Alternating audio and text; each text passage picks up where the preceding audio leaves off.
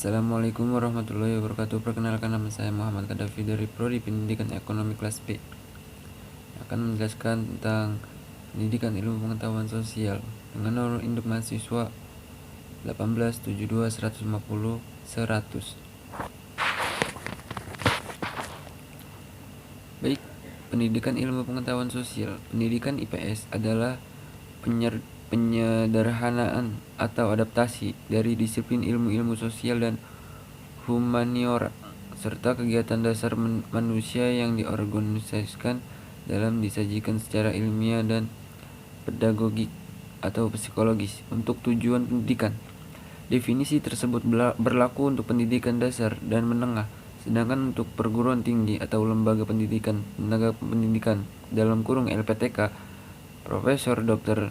Numan Somantri, pakar IPS Indonesia, menggunakan kata seleksi. Adanya kedua definisi tersebut berimplikasi bahwa pendidikan IPS dapat dibedakan menjadi pendidikan IPS sebagai mata pelajaran dan pendidikan IPS sebagai kajian akademik. Pendidikan IPS sebagai mata pelajaran diterapkan dalam kurikulum di sekolah mulai jenjang sekolah dasar dalam kurung SD, sekolah menengah pertama SMP, hingga sekolah menengah atas atau kejuruan SMA atau SMK. Pendidikan IPS di jenjang persekolahan erat kaitannya dengan disiplin ilmu sosial yang terintegrasi dengan pengetahuan lain yang dikemas secara ilmiah dan pedagogis untuk kepentingan pembelajaran.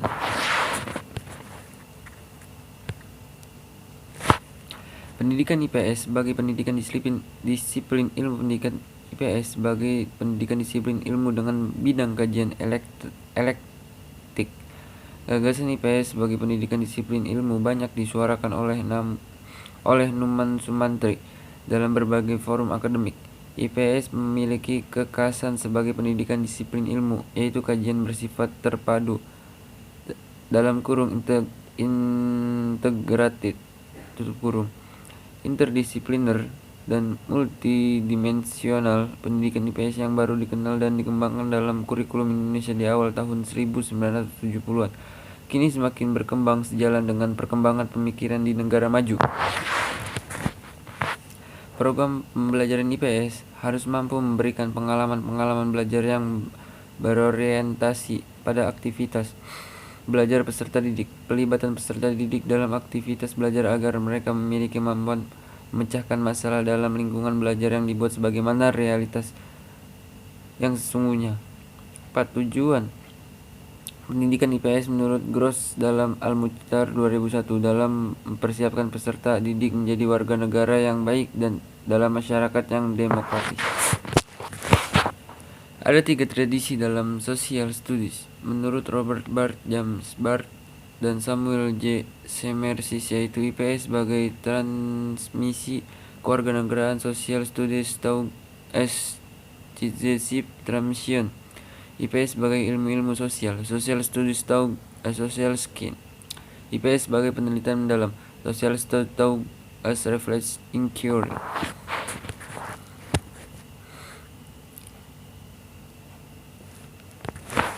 Terdapat 4 hal penting dalam perkembangan IPS pada kurikulum 2013, yakni bahwa IPS untuk SMP atau MTS, objek kajiannya merupakan isu-isu sosial dengan umur kajiannya dalam konteks peristiwa, fakta, konsep, dan generalisasi. Hal ini dapat dipahami karena isu-isu sosial dalam konteks peristiwa, fakta, konsep, dan generalisasi pada hakikatnya menggambarkan dunia nyata dalam kurung peristiwa tutup kurung dan struktur keilmuan dalam kurung fakta, konsep, dan generalisasi.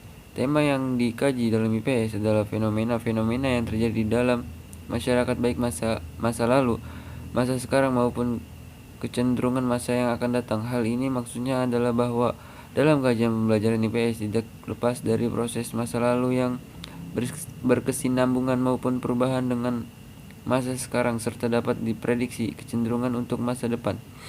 Materi IPS terdiri atas geografi, sejarah, sosiologi, dan ekonomi. Tujuan pembelajaran IPS adalah agar peserta didik menjadi warga negara Indonesia yang demokratis, bertanggung jawab, serta warga dunia yang cinta damai.